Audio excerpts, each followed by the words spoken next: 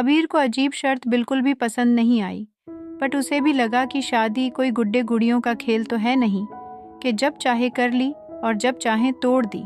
वो अपनी शादी को बचाने की पूरी कोशिश करेगा। आखिर अपने घर वालों के खिलाफ जाकर उसने ये शादी की है। उसकी सौतेली माँ तो उसका जीना हराम कर देगी।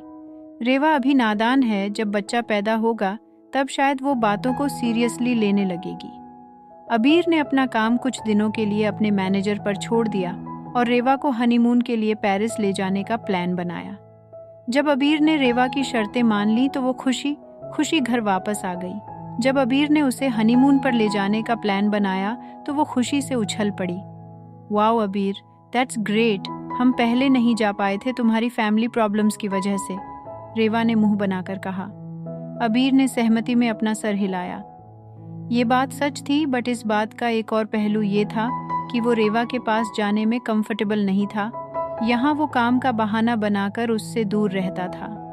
बट अब उसने अपने दिल को समझाना शुरू कर दिया था कि रेवा उसकी पत्नी है, उसे उससे प्यार करना ही चाहिए।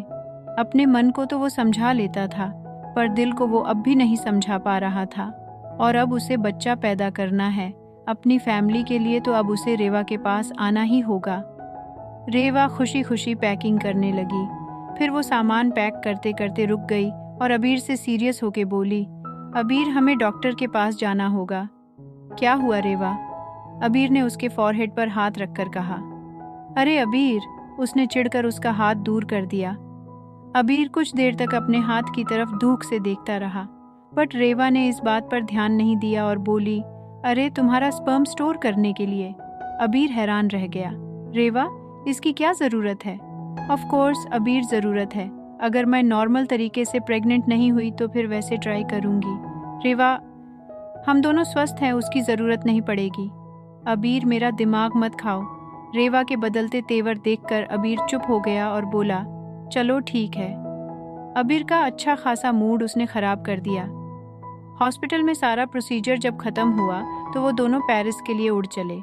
रेवा बहुत ज़्यादा खुश थी और बहुत मुस्कुरा रही थी। वैसे तो अबीर का मूड ऑफ था, बट जब उसने खुश रेवा को देखा तो उसका भी मूड अच्छा हो गया। अबीर ने बहुत अच्छे होटल में रहने की अरेंजमेंट की थी। दोनों ने आराम किया। फिर अबीर ने उसे बहुत अच्छा डिनर कराया।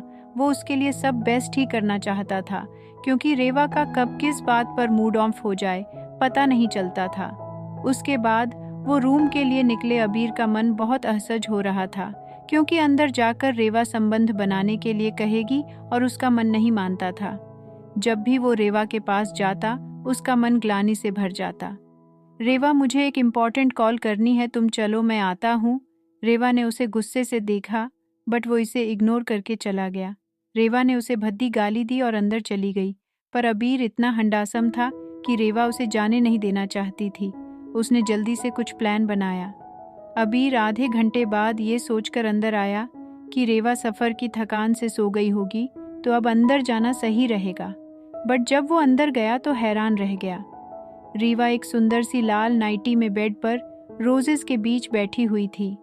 वो एक मॉडल थी तो उसका फिगर कमाल का था ही, और वो अपने शरीर का बहुत ध्यान रखती तो उसकी स्किन भी बहुत अच्छी थी, पर पता नहीं क्यों फिर भी अबीर उसकी तरफ कोई अट्रैक्शन महसूस नहीं करता था। क्या मुझ में कोई प्रॉब्लम है, वो सोचता था, पर यह तो सच था कि उसे लड़कों में तो इंटरेस्ट नहीं था। और ऐसा नहीं था कि उसे लड़कियां सुंदर नहीं लगती थी, बट वो किसी के बारे में वैसे ख्याल नहीं रखता था। रियल प्रॉब्लम वो जानता था, उसे रेवा से कोई भावनात्मक जुड़ाव नहीं था, इसलिए वो कंफर्टेबल नहीं था। उसका मानना था कि अगर तुम्हारा किसी से इमोशनल रिलेशनशिप नहीं है तो फिजिकल इंटीमेसी पॉसिबल नहीं है। वो अपने उन बसीनेस पार्टनर्स को देखकर हैरान था जिनकी हर रात नहीं गर्लफ्रेंड होती थी। शादी से पहले वो रेवा को यह बोलकर टालता रहा कि उनका रिश्ता पवित्र है और वो शादी से पहले कुछ उच्च नीच नहीं करना चाहता। पर शादी के बाद वो क्या एक्सक्यूज़ दे वो समझ नहीं पाता था, और अक्सर काम का बहाना बनाकर वो देर रात वापस आता था या फिर बस ही ने स्ट्रिप रहता था। वो मुश्किल से 2 बार ही करीब आए हैं वो, तब जब उसने मेड्स के सामने तमाशा करके ये कहा कि शायद वो नामर्द है। अबीर उसे कभी पलटकर जवाब नहीं देता था, क्योंकि मोस्टली वो सुसाइड की धमकी देती थी। बट आज सिचुएशन अलग थी। वो चाहकर भी उसे नहीं टाल सकता था। भारी मन से वो अंदर आया। जैसे ही वो बिस्तर के करीब आया, रेवा ने उसे अपने ऊपर खींचकर लाइट बंद कर दी। रेवा बहुत एक्साइटेड थी। अबीर बहुत ही ज्यादा हैंडसम एंड हॉट था। रेवा जब उसकी मसल्स को टच करती थी तो पगाल सी हो जाती थी। अबीर जैसा कोई मर्द उसने नहीं देखा था, बट अबीर एक अजीब सी घिन से भरा था। उसने सब एक जिम्मेदारी की तरह पूरा किया। जब एक बार सब हो गया तो रेवा फिर से पास आने के लिए उसके करीब गई, पर जैसे ही अबीर को महसूस हुआ कि वो उसकी मसल्स को फिर से सहलाने लगी, तो अबीर एक झटके से बेड से उतरकर बैल्कनी में चला गया। रेवा ने दांत पिसते हुए कहा, क्या हुआ अबीर?